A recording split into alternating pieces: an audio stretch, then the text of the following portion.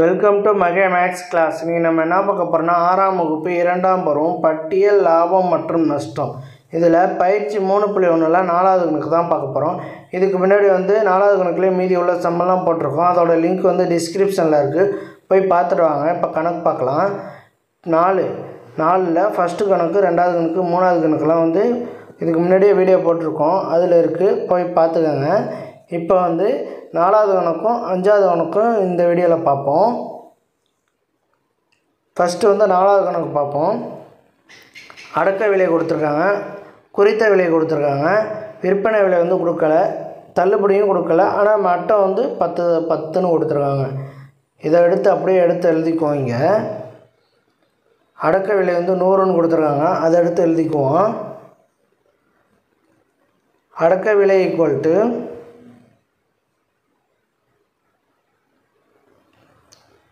அடக்க விலை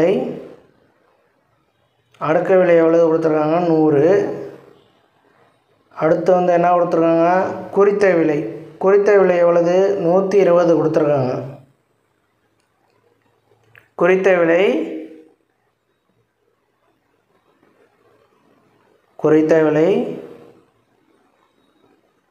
120. அடுத்து நட்டம் எவ்வளவு கொடுத்துருக்காங்க? நட்டம் 10 ரூபா கொடுத்துருக்காங்க. நட்டம் 10 ரூபா கொடுத்துருக்காங்க, அதை எடுத்து எழுதிக்குவோம்.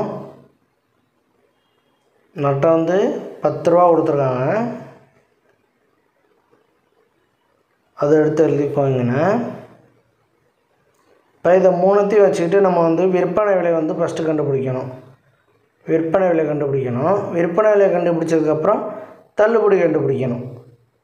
விற்பனை விலை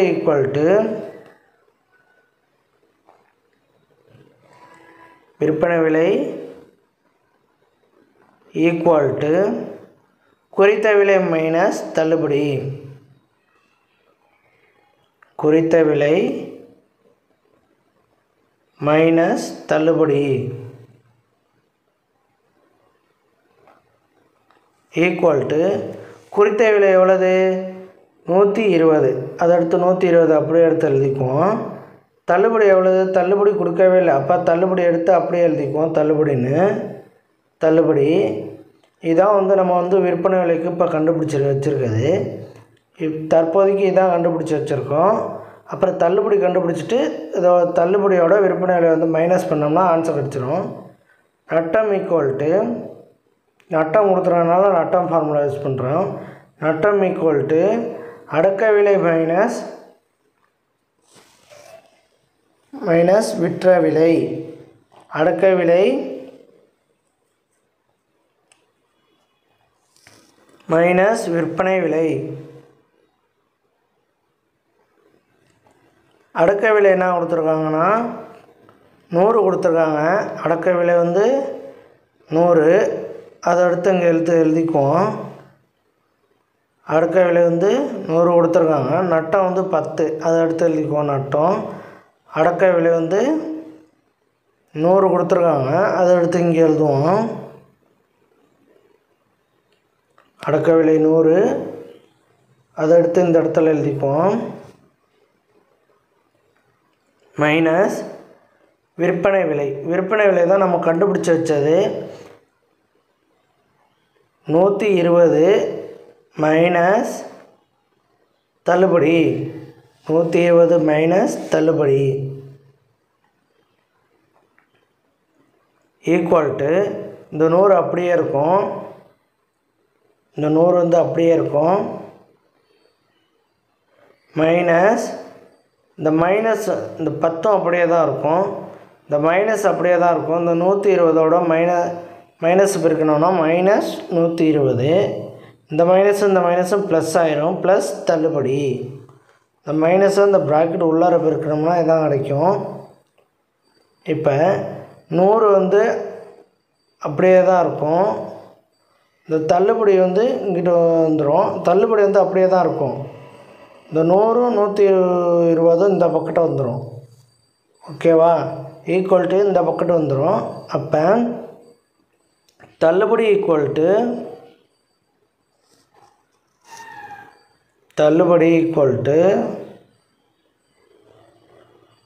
100 சாரி 10 நம்ம 100 இங்கிட்டு போகும்போது -100 இந்த 120 அங்கிட்டு போகும்போது +120 +120 இப்போ இந்த 120ஐயும் 10ஐயும் கூட்டினோன்னா எவ்வளவு 130 இந்த 130ஓட இந்த 100 வந்து மைனஸ் பண்ணோம்னா நமக்கு ஆன்சர் கிடைக்கும் தள்ளுபடி 130 மைனஸ் 100 மைனஸ் 100 130ஐயும் 100ஐயும் கழிச்சோம்னா 130 100 கழிச்சோம்னா மீதி எவ்வளவு வரும் 30 மீதி எவ்வளவு 30 ரூபாய் தள்ளுபடியை கண்டுபிடிச்சாச்சு நம்ம தள்ளுபடியை கொண்டாந்து நம்ம விற்பனை விலை கண்டுபிடிச்சி வச்சுருக்கோம்ல இந்த இடத்துல வந்து நம்ம சப்ஜெக்ட் பண்ணணும் தள்ளுபடிக்கு பதிலாக என்ன விலை கண்டுபிடிச்சோமோ அந்த விலையை வந்து அந்த இடத்துல சப்ஜெக்ட் பண்ணணும் விற்பனை விலை ஈக்குவல் டு விற்பனை விலை ஈக்குவல் டு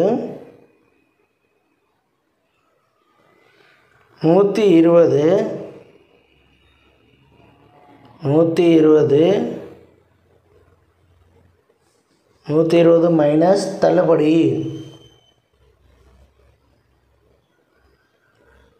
தள்ளுபடி 120 தள்ளுபடி கண்டுபிடிச்சி வச்சுருக்கோம் 30 அதை அடுத்து எழுதிக்குவோம் 120 மைனஸ் தள்ளுபடி எவ்வளவு 30 ரூபாய் 30 இந்த 120ல் 30 போச்சுன்னா மீதி எவ்வளவு 120 30 டிவைட் பை 0 ஃபஸ்ட்டுக்கு இந்த 2ல் 3 போகிறதுனால பக்கத்தில் கடை வாங்கினா 12ல் 3 போச்சுன்னா மீதி 9 அப்போ விற்பனை விலை வந்து 90 தள்ளுபடி வந்து 30 அதை எடுத்து பாக்ஸில் எழுதிக்கலாம் விற்பனை விலை 90 தள்ளுபடி 30 விற்பனை விலை வந்து 90 தள்ளுபடி வந்து 30 அடுத்து வந்து 5வது கணக்கு 5வது கணக்கில் குறித்த விலை ஒன்றையும் கொடுத்துருக்காங்க தள்ளுபடி கொடுத்துருக்காங்க லாபம் கொடுத்துருக்காங்க குறித்த விலை வந்து எடுத்து எழுதிக்குவோம் அதே மாதிரி தள்ளுபடி லாபத்தையும் எடுத்து எழுதிக்குவோம்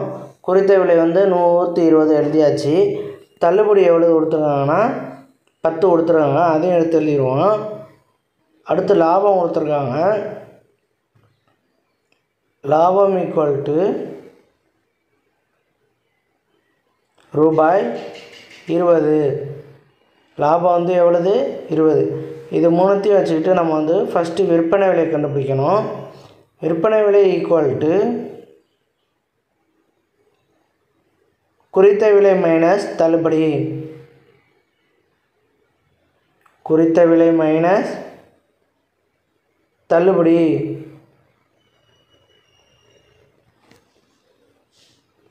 குறித்த விலை எவ்வளவு 120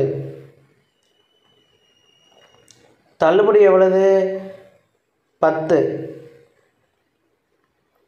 120ல் 10 போச்சுன்னா மீதி எவ்வளவு 120 10 0 2ல் 1 போச்சுன்னா மீதி என்ன 1 இந்த 1 அப்படியே வந்துடும் அப்போ 110 விற்பனை விலை வந்து எவ்வளவு 110 இப்போ இதை விற்பனை விலை வச்சுக்கிட்டு லாபமும் இருக்குது இப்போ அடக்க விலை தான் நம்ம கண்டுபிடிக்க போகிறோம் இப்போ லாபம் ஃபார்முலா யூஸ் பண்ணுவோம் லாபம் கொடுத்துருக்கனால லாபம் ஈக்குவல் டு விற்பனை விலை மைனஸ்